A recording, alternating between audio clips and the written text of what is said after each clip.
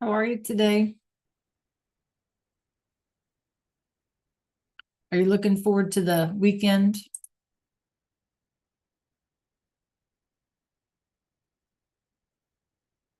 Hmm. Well, you need to take some time to do nothing, I guess, right? Find some time to rest. Yeah, you have plans for the weekend or are you just going to chill?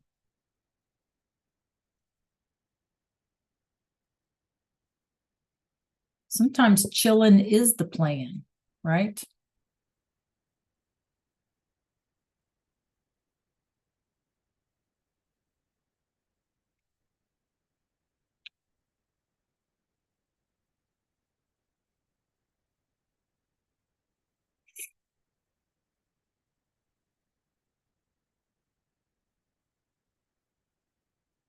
Yeah, I understand that.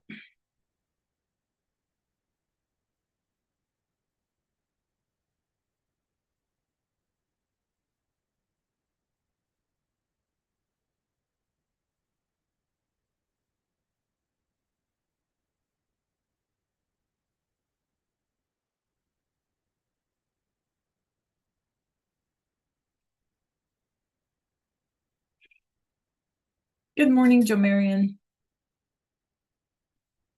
How are you today? You guys, let's remember our cameras as well. Por favor. So tell me what you know about any of this I have up here behind me today.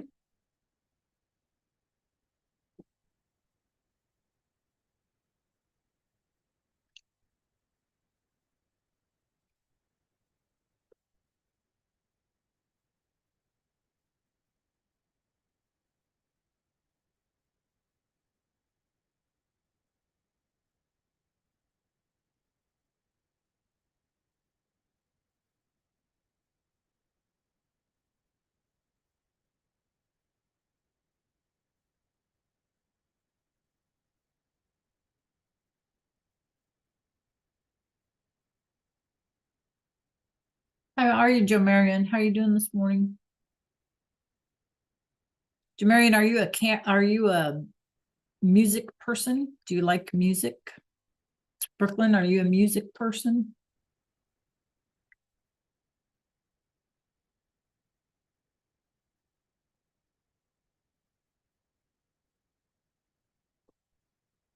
No? Okay. How about you, Brooklyn? What do you like to listen to, Brooklyn? Or who do you like to listen to? Maybe that would be a better question. Who or what? Hmm.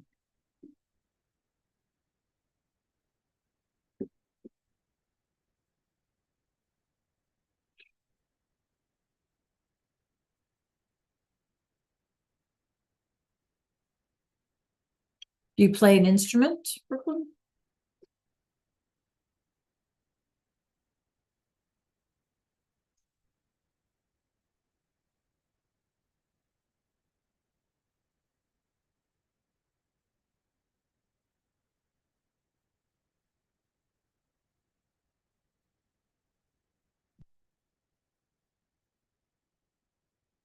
You can unmute.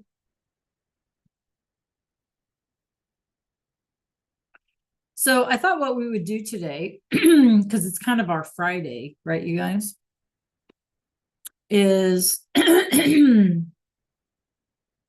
Okay.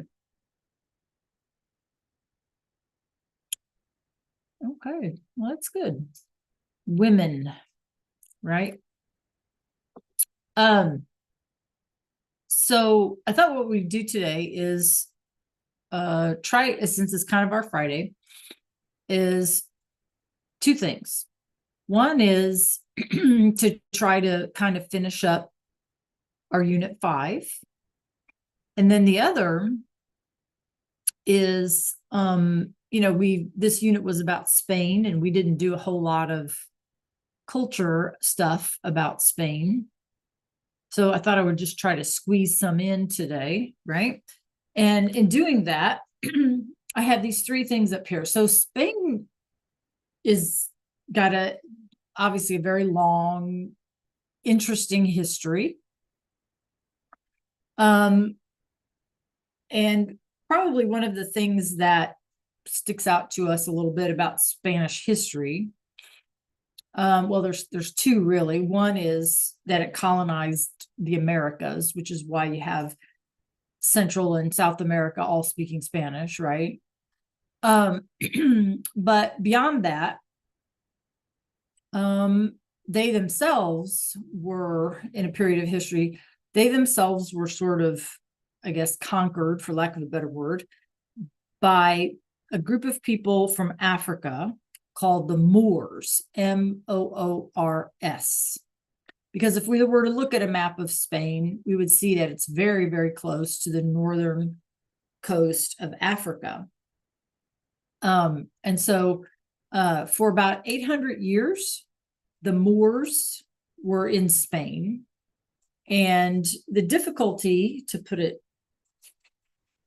simply, for them was that, they were a Christian nation. They were a Catholic Christian place. It wasn't a nation yet, but anyway, the people were Catholic Christian, and the Moors were Muslim, right?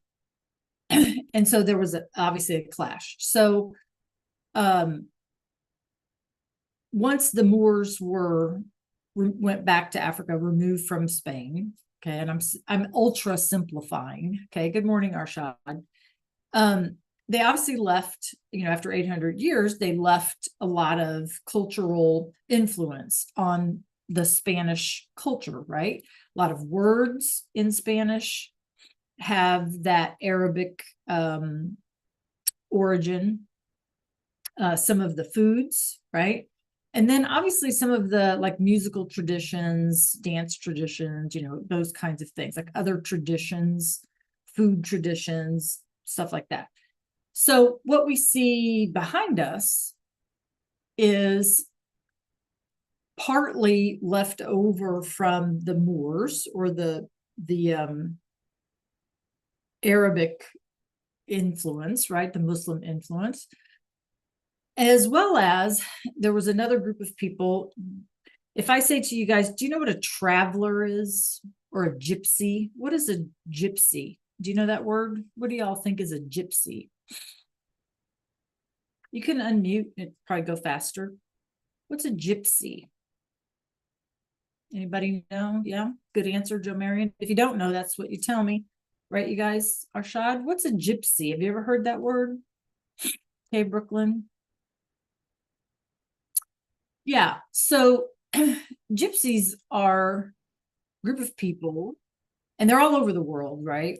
Are a group of people who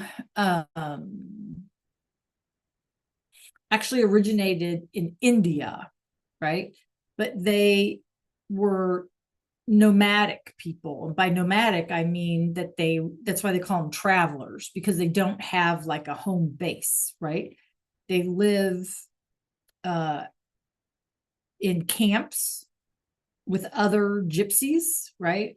And the polite word, the word gypsy is no longer polite, right? It's no longer like politically correct. What they're called today are either travelers or Roma. They call them Roma, right? But they're so they're nomadic people. They don't have a particular place where they live. They travel all the time. And because they originated in India, like any outside of India, then they're not like ethnically the same as the other folks, right? But they choose to live sort of in their own culture and in their own camp. They don't generally send their children to school and stuff like that. They kind of live within their own subculture. But they have been in the past a large group in Spain, and they have, again, influenced a lot of Spanish culture, like music and stuff like that. Okay. So all of these things together, right? You have the original, what would become Spain, and those cultures and cultural things, food, music, et cetera, beliefs in that. Then you have, on top of that, you had 800 years of Moorish or Arabic Muslim culture. Plus you had this huge influence from the travelers, right? From the Rome or gypsy folks. In Spanish, the word for gypsy is gitano, gitano. So you're going to see that word often, gitano. And they influence things in like guitar playing, dancing, clothing, and stuff like that. Okay. So I thought we would finish up Unit 5 today, if you're just joining us. Good morning, Marlasia. By just doing a little bit of Spanish culture, and then just practicing with some new words. We'll see how much time we have today. Okay. All right. Preguntas. Any questions? If you guys are ready, give me a thumbs up. Make sure that you can hear Arshad and Joe. Make sure that you can hear. Make sure that you can see my screen. Okay. So Spanish guitar is a specific type of music. Okay. And it's, in my opinion, it's very pretty, right? I'm trying to find my link. Very pretty. And so I would like for you guys to just kind of hear this real quick. Let me share my screen.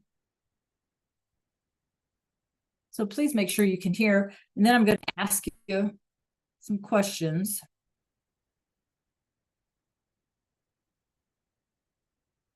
And if it's not loud enough or whatever, let me know, okay? Yeah, I think that.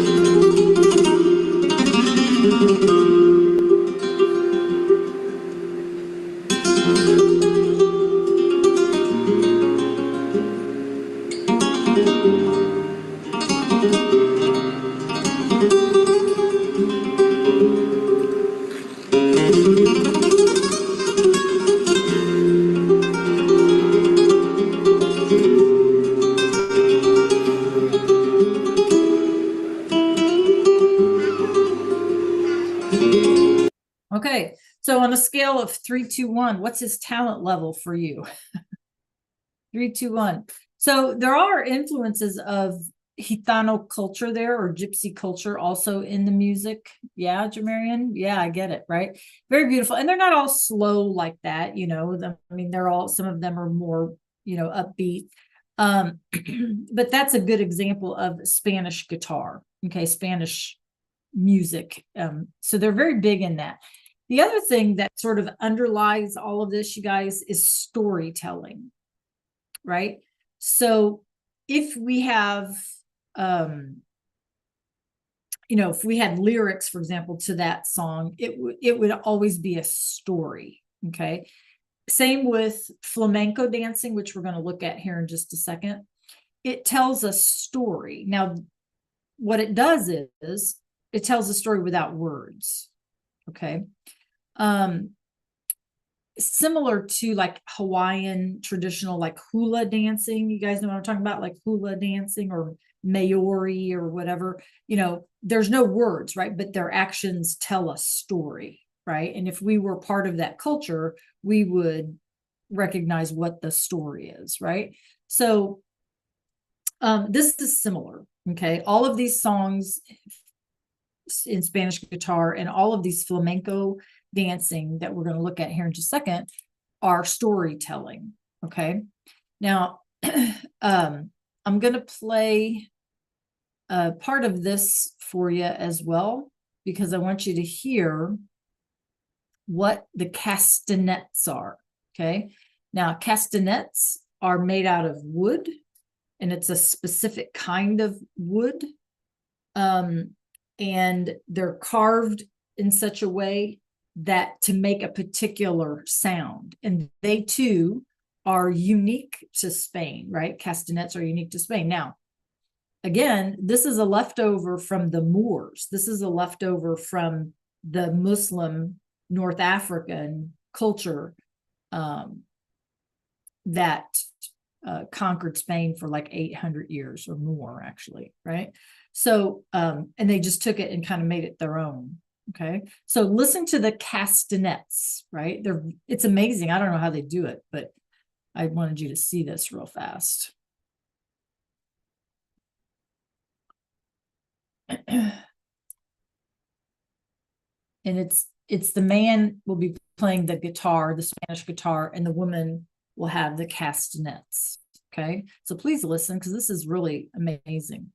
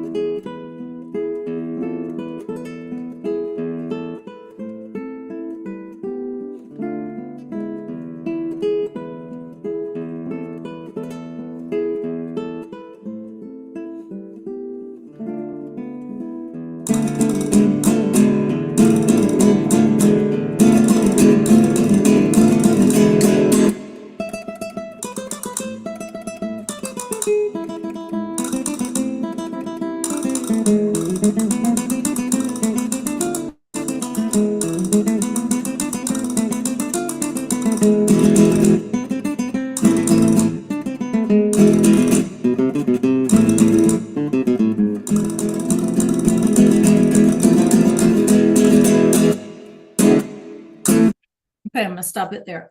So your thoughts, castanets, guitar, what do you think about those castanets? Yeah. Isn't it amazing though?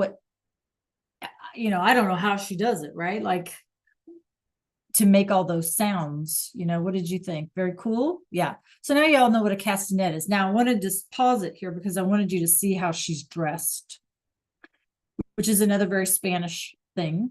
Black lace and red floofy dresses like that are all part of sort of this flamenco tradition. Okay. The more dramatic, the better. And so, yeah, I mean, she's well known for her castanet playing. Okay. All right. Arshad, what did you think of the castanets? Marlacia, how about you? What did you think? Definitely something different, right?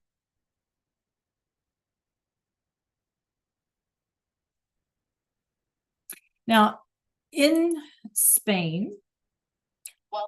It is not uncommon, you guys, it is not uncommon for, obviously there's all kinds of schools that teach these things, right? Flamenco schools, guitar, castanet, all these kinds of traditional things, right? And so a lot of the students from these schools will, if they're not professional yet, because there are those who do this professionally, right? It is not uncommon for them to just in the street, in the city, start doing a flamenco, and people put money in their little till, that's kind of how they make some extra money, and they get their practice as dancers and stuff like that.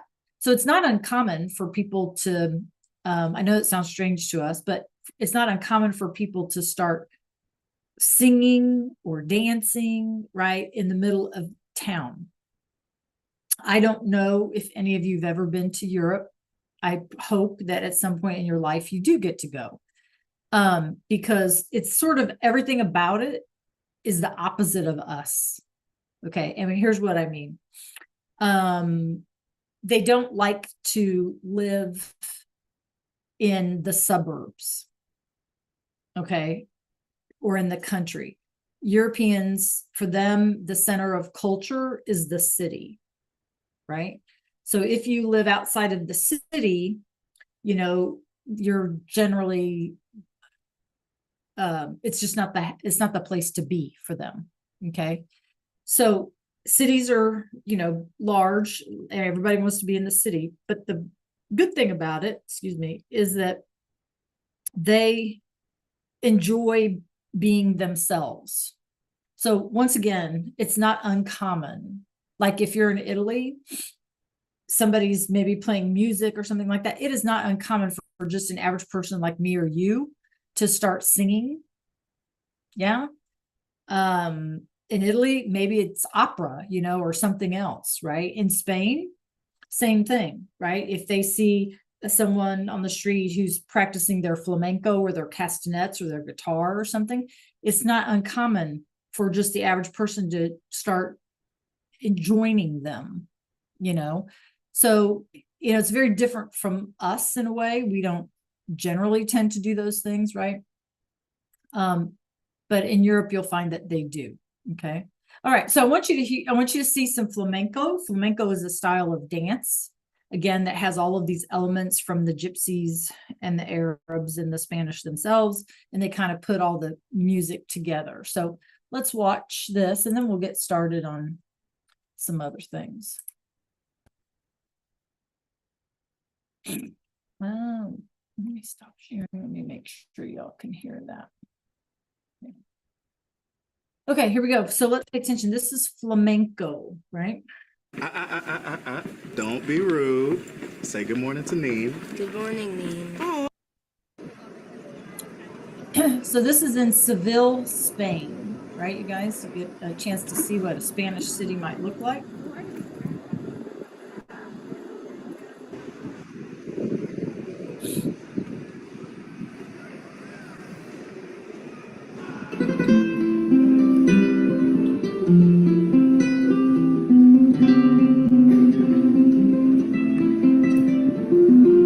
So remember, these people are not professionals, right? And they're telling a story.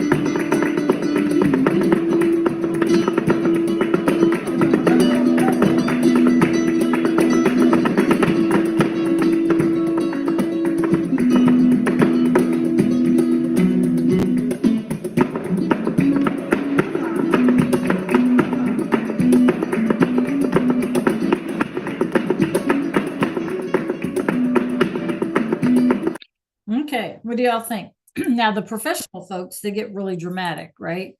But what do y'all think? Could you hear in the background, like the average people just standing there kind of like cheering her on and joining in? I don't know if you guys could hear that or not.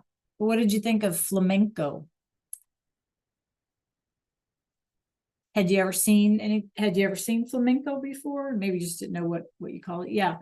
So interestingly, you guys, there's in the United States, we do have a flamenco school, and it's part of the University of New Mexico in Albuquerque, New Mexico, right, in the state of New Mexico. And it is the only university in the United States that actually you can earn a degree in flamenco dancing. And on campus, in Albuquerque, they have their own theater just for flamenco, just for those people who are getting that degree in flamenco dancing, right? So University of New Mexico is the only place you can go in the United States, actually outside of Spain, where you can earn like a degree in flamenco dancing, okay, and how to teach flamenco. So all kinds of interesting tidbits. So that's a little bit of Spanish culture. Okay. All right. You guys ready to start? All right. Let me do something here real quick and we'll get started. I should probably take roll. Okay. All right. So what I would like to do today is, like I say, I would like to finish up the unit 5 if we have a chance today. And I'm getting ready here to put a link in the chat for you. So give me a second.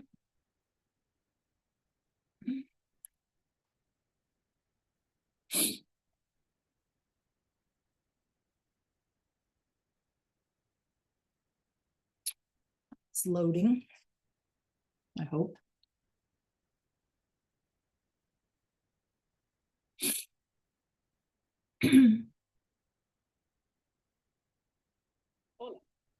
I've noticed over the years that people have a problem understanding how.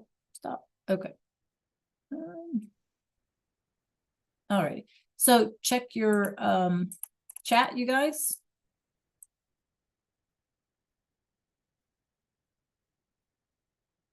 And join me. There's only 3 of you today, so I need everybody's participation.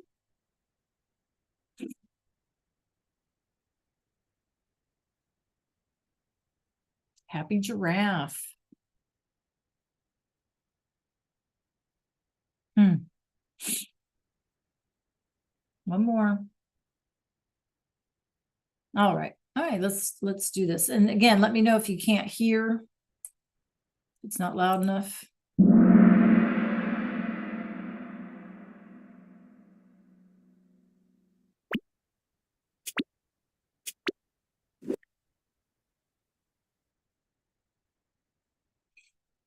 All right, let's see what we can do here.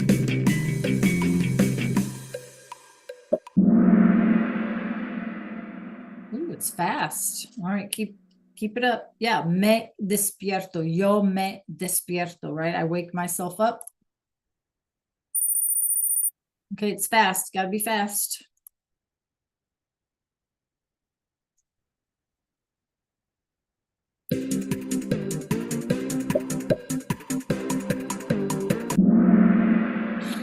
All righty. Tú te acuestas, right? Acuestas, right? Because you have to conjugate it, right? You have to change the form here. Okay, guys, we got to be quick. Even if it's the wrong answer, pick one so we can be quick. Yeah, muy bien, zealous. L.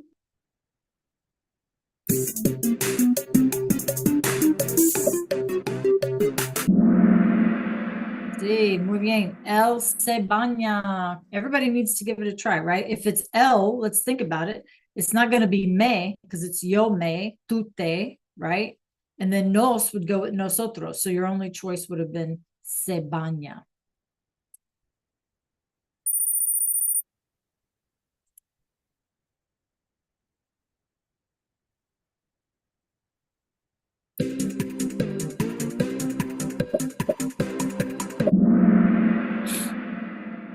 Muy bien. Nos maquillamos. Nosotros, and so nos. Muy bien.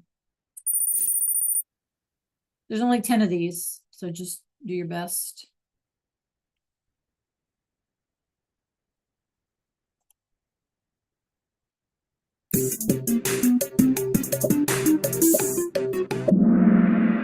All right, yo me, right? Yo me levanto. Yo me.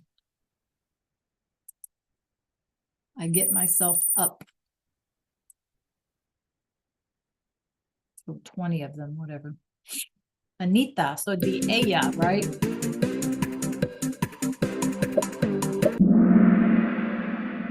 Oh, it would be, yeah, this is tricky. So cepilló with the accent mark is past tense. So you're right, it is cepillo, right?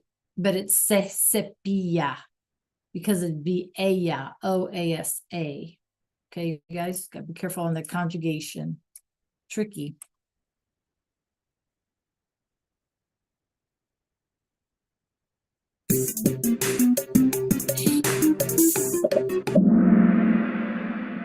Te duermes. Yep, it's one of those stem changers. Good job.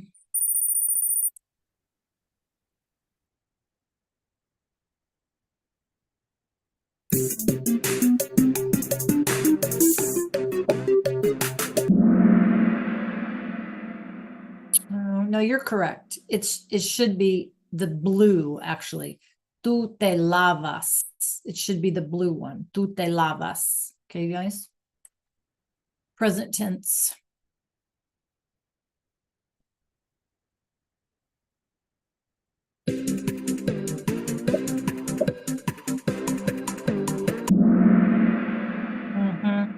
Yo me pongo. Pongo is a regular, I mean, is one of those go verbs. Okay. And it wouldn't be the green because the only time you would keep the say, right? You can't have say and may in the same sentence, right? It's one or the other.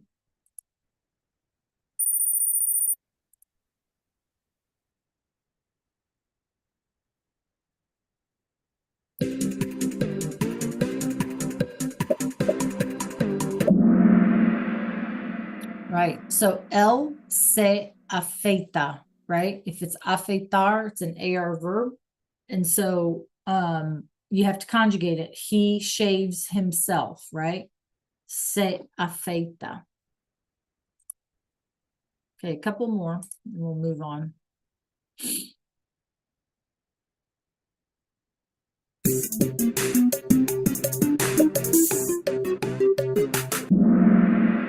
Yeah, yo me baño. Good.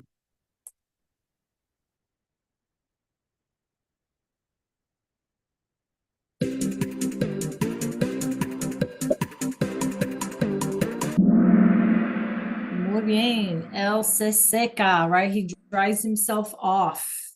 Okay. All right. We're going to stop there just so we have enough time to do our other thing. Okay. All right. Muy bien. Those were tricky and fast, right? So you can go ahead and back out of that, you guys. That's cool. Okay. Here's what I would like to see. Let's try to brainstorm. Can we brainstorm a little bit? What Spanish words do we remember about body parts, right?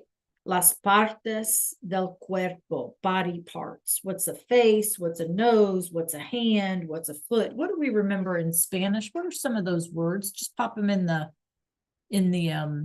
chat. Okay. Nariz, our nose. What else do we remember? Do you remember arm, leg, foot, neck, shoulder? I don't know. Throat. What do we remember? Ojos. Good. Eyes. What else? What are our ears? Teeth. Arshad, do you remember a Spanish word? Los dientes, teeth, right? A body part. Una parte del cuerpo. What was foot? Remember foot? Or hand or fingers? Ears. Jamarian, do you remember?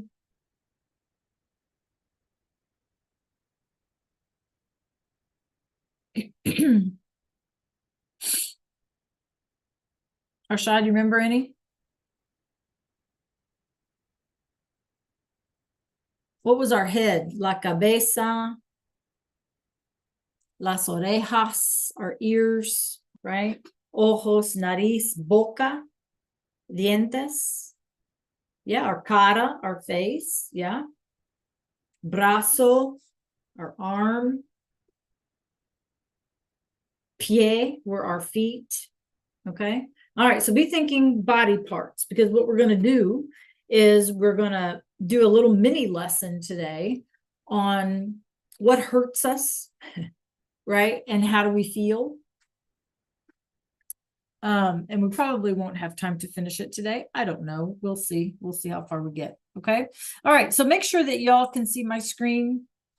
And let me get it pulled up here.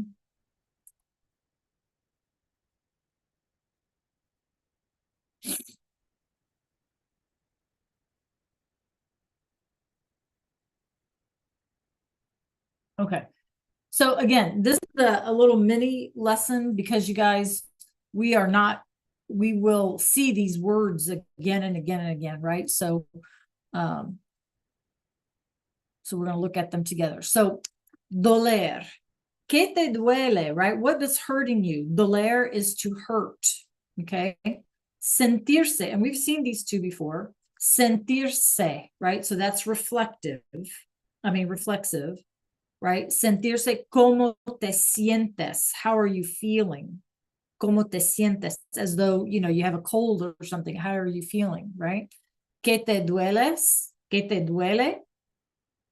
Me duele. Remember, we practiced this once before, right? Me duele la cabeza. My head hurts. Me duelen los dientes. Okay. What we didn't look at, you guys, when we watched that little video before, was how it works.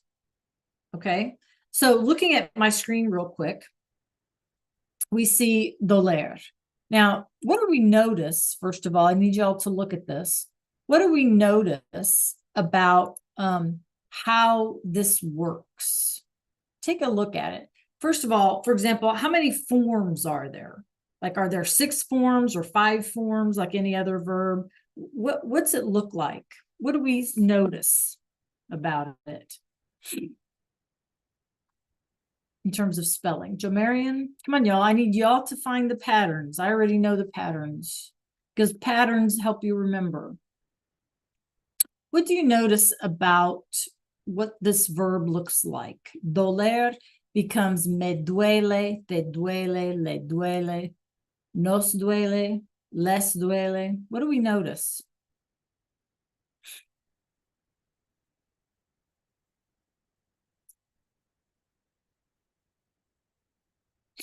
Feel free to unmute. What do we notice?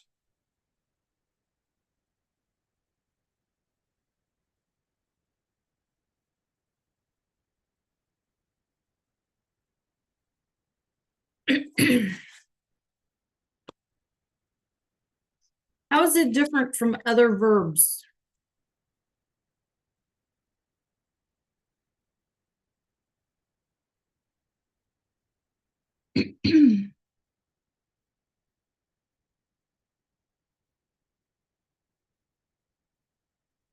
What do you think? Okay. Well, first of all, let's start at what's obvious. Okay. So I need everybody paying attention, please. It's doler, right? To hurt. What happens to this O when we use it in a sentence? What happens to the O? The O becomes a UE, right? So that's number 1. And then when we had a regular ER verb, you guys, our regular ER verb endings were O, ESE, hemos, and N. Do you see that here? What do you see here instead? Do we have 5 different forms?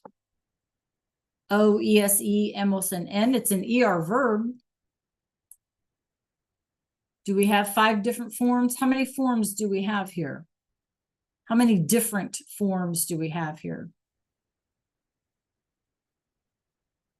Arshad? Come on, Joe Marion. I need y'all to turn on your brains, please. Okay. How many? We see one form, right? We see duele, duele, duele, duele, duele, and duele, right? Easy enough. So what is this N for? What is this N for? We've got N's on here in parentheses. What is the N for? What's your guess? Make a guess.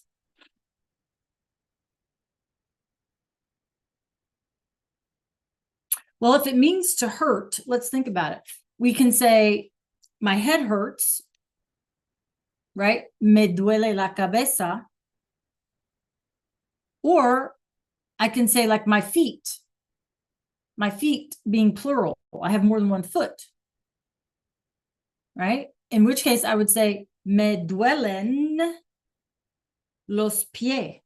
My feet hurt. So what does the N mean?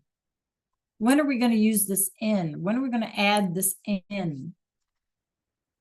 Me duele la cabeza, pero me duelen los pies. When am I going to use the N? Jamarian, I need you to pay attention, please. When am I going to use this N? Yes, very good. When something is plural. When something is plural. Okay, so I'm going to remind you of something here real quick. Okay, you guys, I'm going to put a text box in here. Remember this verb to like? It was me gusta, right? Te gusta. Oops. Right? Le gusta. Nos gusta in the plural, right? And les gusta. So what I'm trying to tell you is we have already seen this before, right? And then when we like something that was plural, if we liked more than one thing, we added an N, right? Me gustan, te gustan, when we needed to make it plural for something that we liked that was more than one item. So doler, to hurt, works exactly the same way as gustar. Okay, which is another example of how if we learn one thing, it makes everything else easier after that. Okay, so if something hurts me that is one, it's just going to be duele, right? If it's something hurts me that's plural, then I need to add an N, right? We just need to make sure that we use the right pronoun here. So let's look at what the explanation says. To say that something hurts, we're going to use the verb doler. Me duele la cabeza. My head hurts. Me duele. Right? If your head hurts, te duele la cabeza. If his or her head hurts, le duele. Right? We all know this. We've done these pronouns before, right? It follows the same rules as gustar. So we just talked about that. We're going to add an N if something is plural. Now, in Spanish, when they want to emphasize or clarify the meaning of something, okay, they add this. And here's why. Okay, so they add this right here. And you're going to do this for like when we did gustar or whatever. When we want to emphasize, we need to repeat. A mí me duele or me duelen, right? I'm saying my foot hurts, not her foot. My foot hurts. Okay. A mí. A ti goes with you, right?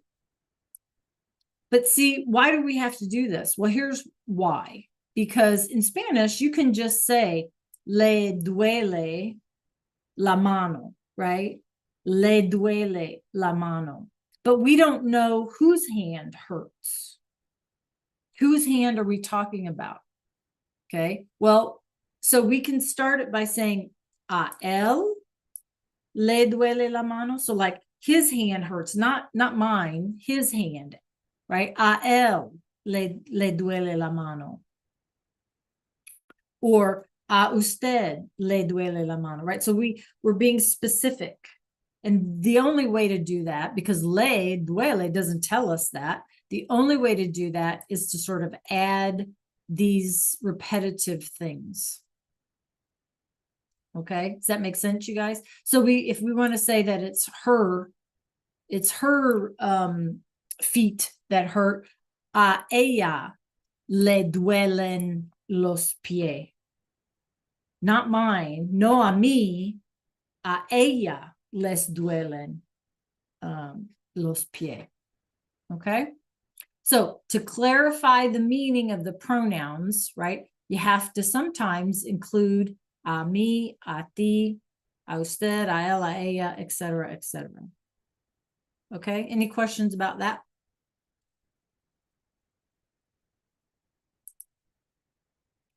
Okay, let me clear this up.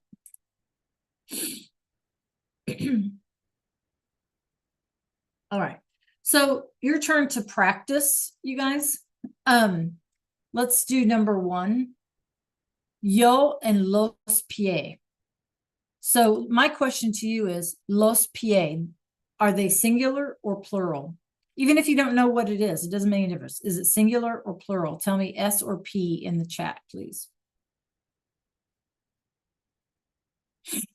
Okay, good. They're plural. It happens to be feet, right? So if it's yo, what pronoun goes with yo? We know it's me. Oops, should capitalize. Me duele, right? And then los pies. So I have to use duelen with the N because pies are plural. Right, you guys? See? Okay. So here's what we're going to do. In the chat,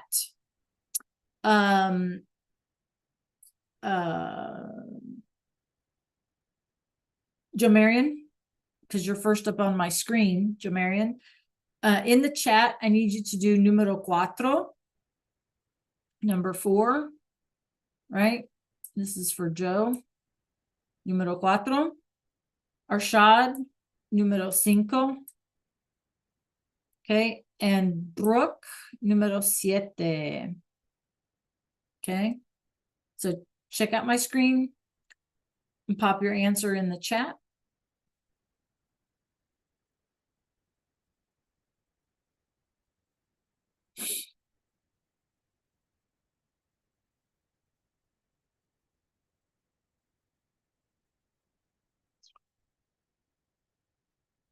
Muy bien, Jomari.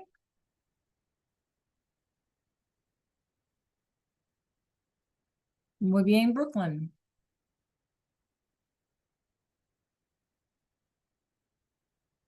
Arshad, número 4, or número 5, I mean.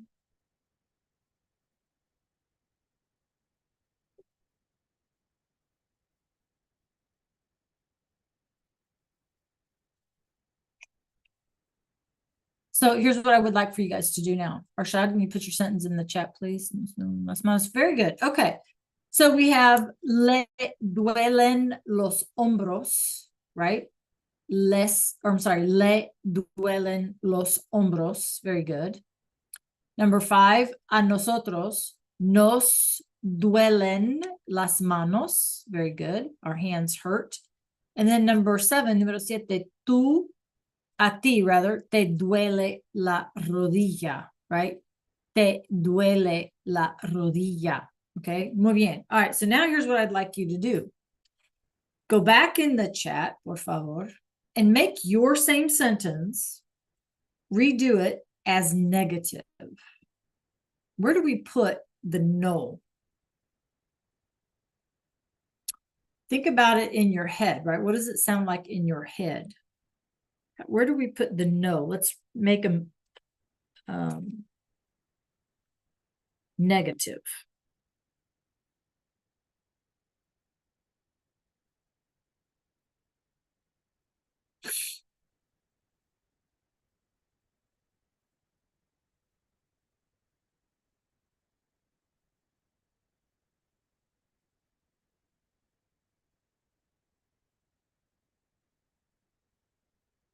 Listen to that little voice in your head, you guys. Don't rely on the internet, whatever. Just listen to the voice in your head. What do you hear? What sounds right to you?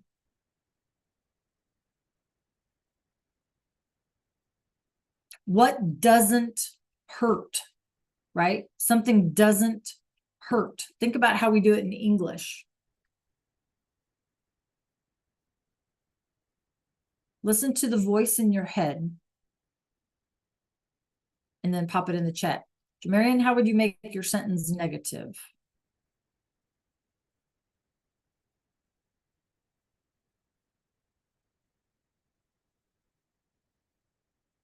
Very good, Brooklyn. Did you listen to the voice in your head, Brooklyn?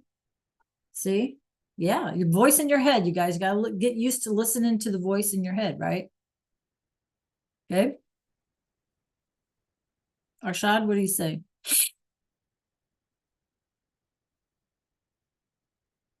What sounds right to you?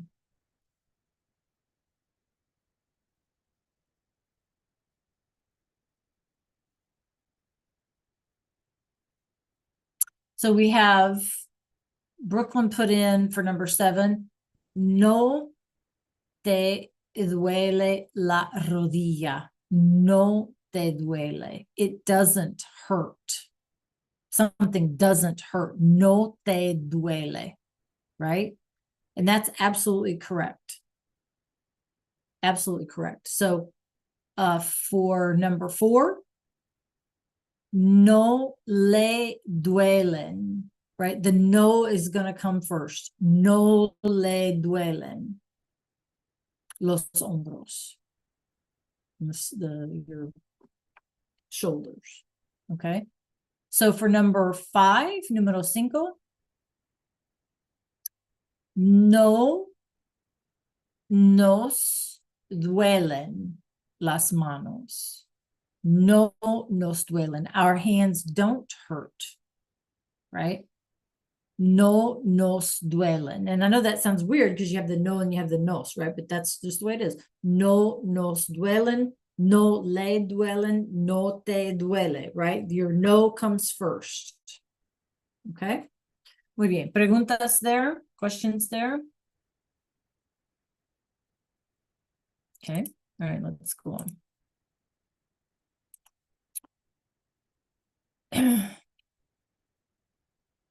All right. So we have to kind of remember our words. So let's try to do these a little bit together. We're not going to do all of them. Obviously, there's only 3 of you. Okay. So first of all, this guy's head hurts. What's our word for head? Who remembers over here? Cabeza. So la cabeza. And I'll put it up here. Okay. We've got to have our little prompts. Okay. Who remembers foot? Who remembers foot? Yep. Good. El pie, right? El pie. Who remembers finger or hand? This one is fingers, I think. Fingers. Think digits, something that starts with the D. Los. Or do you remember the word for toes? Because toes and fingers are the same. Anybody remember that one? Los dedos. Los dedos de la mano or los dedos del pie, right? Of your foot. So fingers of your hands or fingers of your feet is basically, right? Okay. All right. How about los chicos, you guys? His leg. What's our word for leg?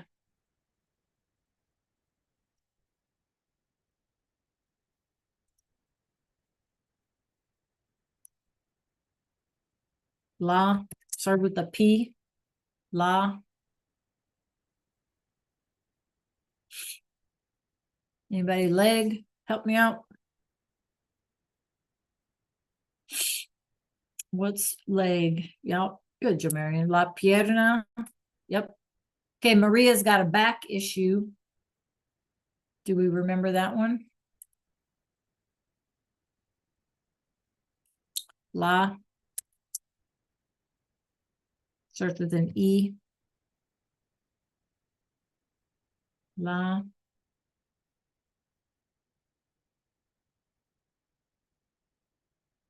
What's a back? Arshad, help us. What's a back?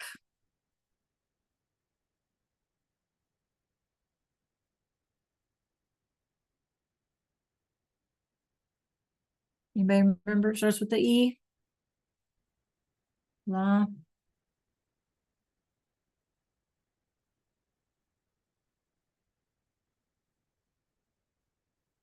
Espalda, right? La espalda. Okay. All right. What's her problem? She's got what kind of ache? Toothache, right? So how do we say that? How do we say teeth or molars? What are, yeah, good. So los dientes, like dentures, right? Or whatever. Okay.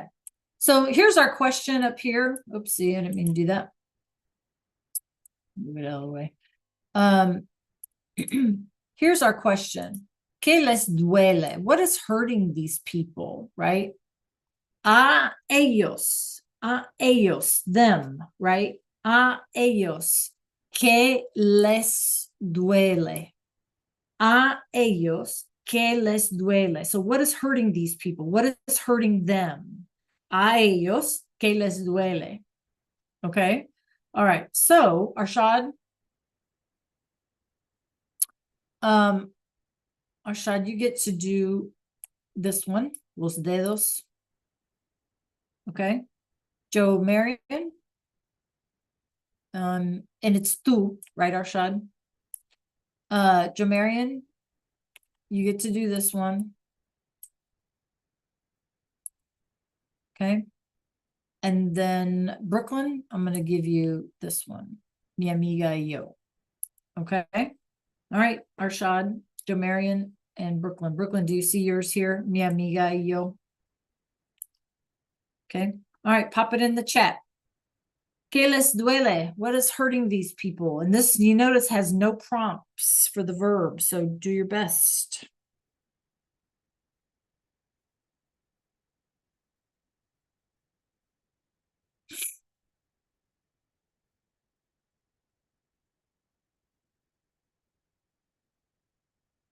It's tú, what pronoun would we use?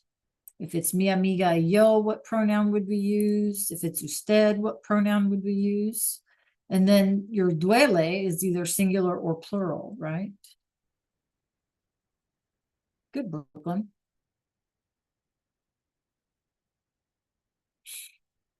Jamarian and Arshad, pop it in the chat.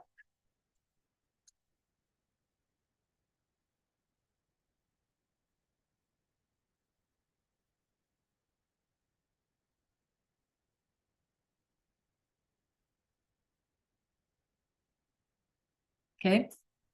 Jamarian. Arshad, how about you? Gracias, Brooklyn. Arshad, it's tú, right? Yeah. Okay. Muy bien. So let's see what you have. So for teeth, and it's mi amiga y yo would be the same as nosotros. So it'd be nos duelen, right? Los dientes. Los duelen.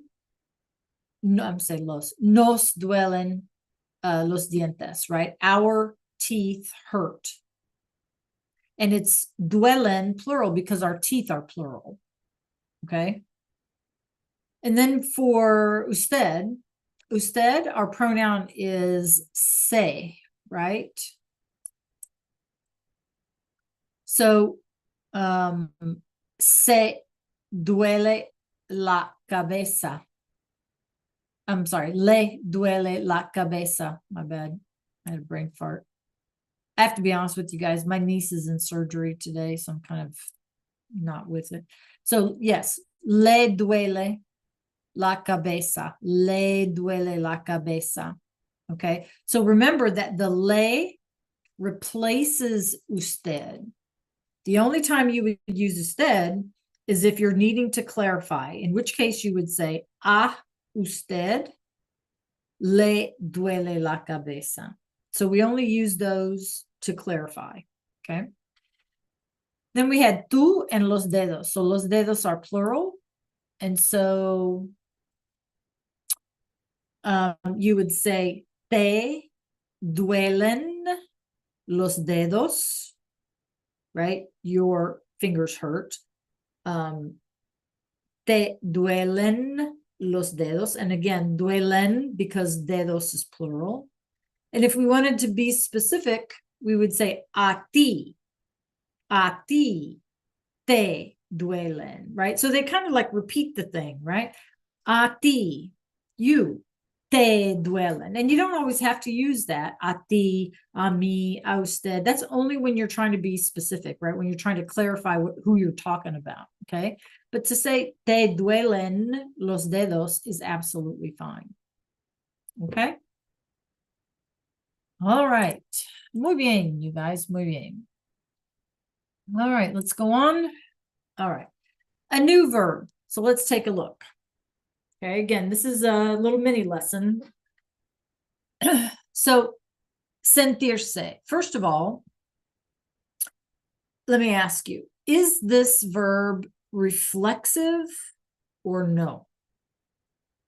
Tell me in the chat.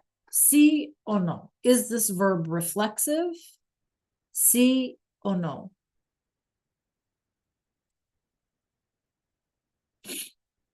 And if you don't know, you don't know. That's what you tell me, right?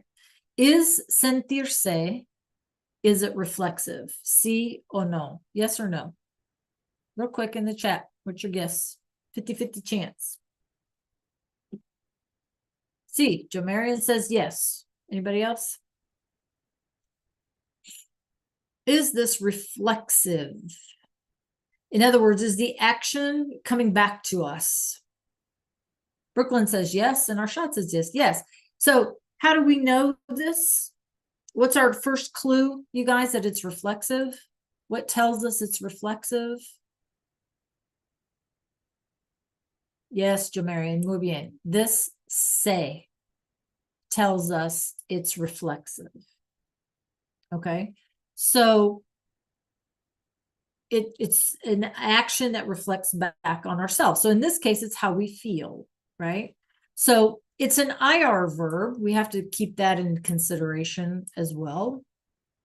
And so our IR verb endings are O, ES, E, EMOS, and N. Everybody see that? O, ES, E, EMOS, IMOS, and N. So yo me, tú te, ella y usted se, nosotros nos, ellos and ellas se. And so all we have to do, this is no different than any of the other reflexives that we've looked at, is we need to make sure that we conjugate it correctly. Me siento, te sientes, se siente, nos sentimos, or se sienten. So if you wanted to ask someone, how are you feeling? ¿Cómo te siente? Now, this obviously you would ask someone if you know them, right? Because our te is informal, right? If we don't know the person, like let's say we worked at a doctor's office or something, we don't know the person, or the person was older, we needed to be formal, then the te becomes se, right, you guys? So, ¿cómo se siente? Because we would be using usted in that case. Okay. And then how do we respond? Me siento, I feel. Me siento, I feel. However it is I feel. Okay. So let's brainstorm once again. Come on, you guys can do this. Let's brainstorm once again about some words that we remember about how we feel. Right. So for example, if I said happy, what's our word for happy? Do you remember? Or a word for sad or tired or nervous or well, I feel well. What are all those words, you guys? Do we remember some? About emotions, nervous, confused. I don't know, I can't think of any others. Afraid, tired, sad. What are some of those words? Do we remember from last year? Pop them in the chat. I need y'all thinking. Come on, Arshad. Come on, y'all. Wakey, wakey. This is your brain time, not my brain time. Can you think of some words that you remember about how we feel or how we are? How are we? Are we well? Are we good? Are we bad? You know, ¿cómo estás? What are those words? I'm happy, I'm sad, I'm nervous, I'm confused, I'm tired, whatever. What do we remember? Pop some in the chat. I don't care how you spell them.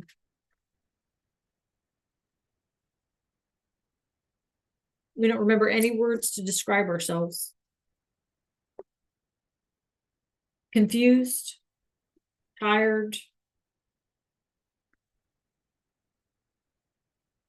annoyed. We had annoyed last year. Brooklyn, you remember any from your Duolingo?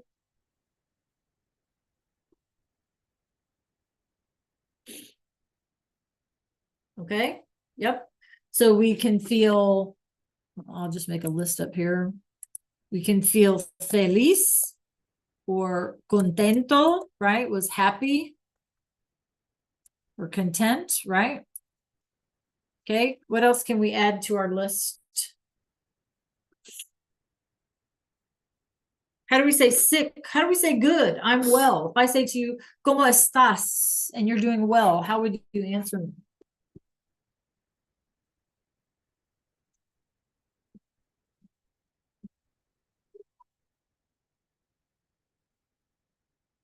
Oh, you guys, we got to use our brains. Come on.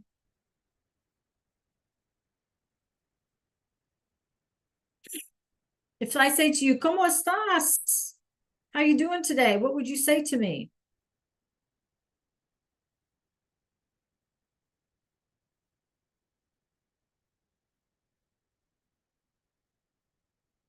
Okay, we would say bien, I feel well. What's the opposite of well?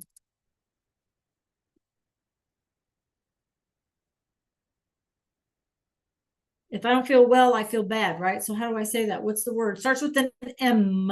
Remember we talked about if you get a virus on your computer, right? What is it called? Starts with the M.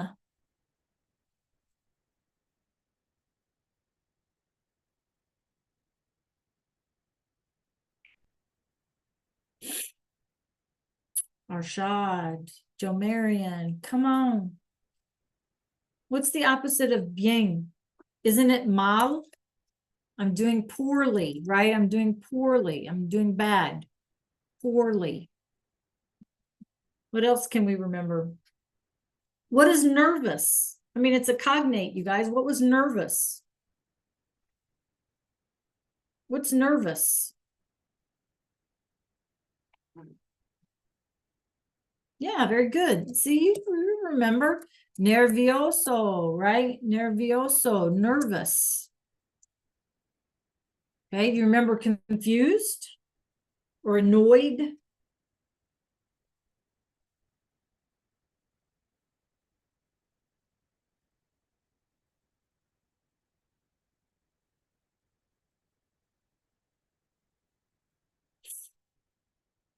So remember confundido, confundido, right? Was confused.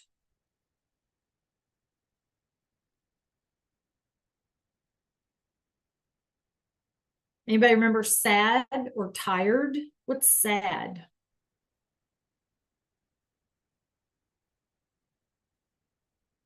What is sad?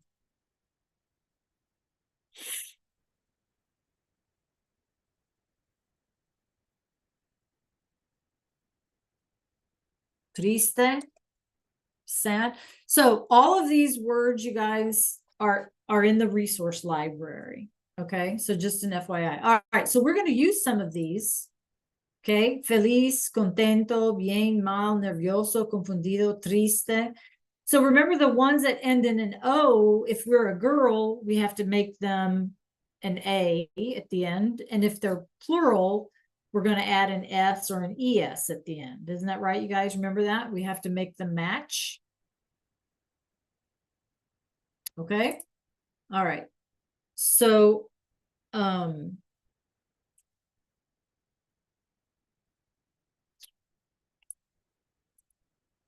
so I'm going to ask you, Joe Marion, ¿cómo te siente? ¿Cómo te siente, Joe Marion? How do you feel? And it doesn't have to be the truth. Pick a word, right? You're going to respond. Me siento, and then however.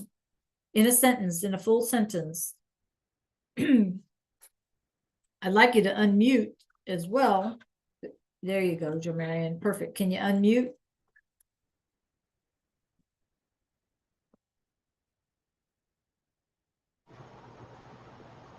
Me siento bien. Perfect. Me siento bien. Okay, we have one more minute. Brooklyn, ¿cómo te siente? Okay, can you unmute, por favor? Now, you're a female, so what has to happen to contento?